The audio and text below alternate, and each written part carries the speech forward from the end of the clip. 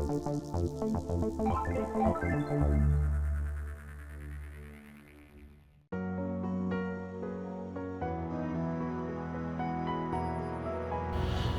my hometown, there seems to be a homeless problem. Broken, sketchy people hanging around businesses in large groups. Filth and vandalism, thefts left in their wake. This is not an isolated incident. This epidemic has spread Canada-wide. And according to what they say, it is growing and only getting worse. In the past, homeless or unhoused individuals were very seldom seen. They may have been seen warming up in an entranceway, but they would quickly move on.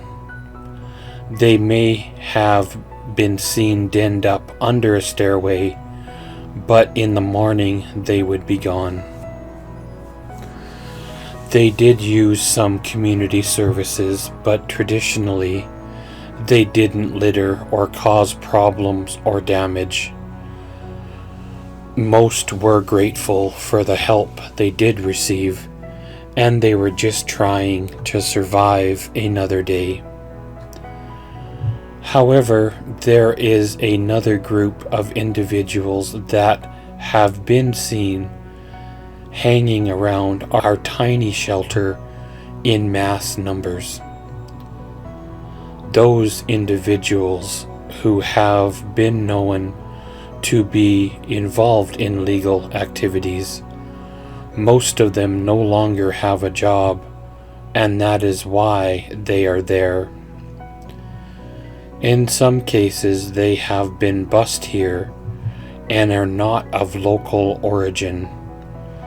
Other cities have sent their overflow and problem people to other shelters and other cities. Those who in mass numbers have been taking part in community services regularly, putting a huge strain on community resources, quite often using up donations that should be going to families who need help. And as a result, local families are being turned away because there are no help left. There have been regular fights due to overcrowding and scarce resources. The number of thefts, both from local residents and businesses, have skyrocketed. The cases of vandalism to surrounding buildings and vehicles and natural wooded areas where they build their camps have grown out of control. The harassment of the volunteers who run the food and support programs have increased. Many volunteers have quit working the programs due to feeling unsafe or being assaulted or harassed. Some of these individuals don't appreciate the help and think they are entitled to everything they can get their hands on, like it is owed to them. And when they are not overusing the free, volunteer-ran, and community-funded and supported programs, some of them are scoping out the garages and stealing anything they can sell or trade to fill their addictions. There is minimal to no government help. Any funding gets quickly used up fast due to the overwhelming numbers of those partaking. No end in sight. The programs that our community has in place to help those out of this situation can only go so far when those in these situations refuse to help or better themselves.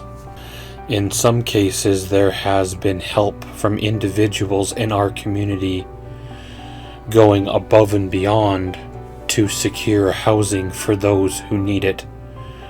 But the program always fails due to the individuals abusing the housing or refusing to be responsible to help themselves. There have been clothing drives and food drives, free tents and bedding, donated heaters, and many other items donated by those in the community to feel that they can cure the situation with kindness. However, quite often these donations are left behind or trampled into the dirt and muck. Area residents are frustrated in the change in their neighborhoods. The filth and violence and crime has made it almost impossible to live there. The constant occurrence of finding drug paraphernalia and other dangerous items tossed over the fence where their young family members could find it is a regular occurrence. Passed out people sleeping off, trespassing, or squatting in residents' backyards. Local residents feel unsafe in their own yards and houses, and when they bring it up to law enforcement or city council, they are ignored. In some cases, local children have been targeted by those who have other motives and should not be around kids. Local businesses have been forced to move or close up completely to escape the constant threats of vandalism and break-and-enters caused by certain individuals. City officials appear to be ignoring the problem, and the only time there is ever acknowledgement or reaction is when one of their camps are discovered on fire, or when enough local residents get together to try and slow down the regular occurrences of thefts from their backyards and neighborhoods.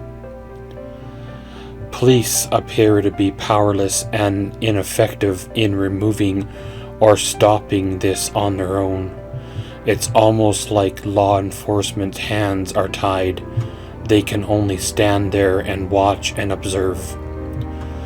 The government has been ineffective in dealing with the growing spread of this problem.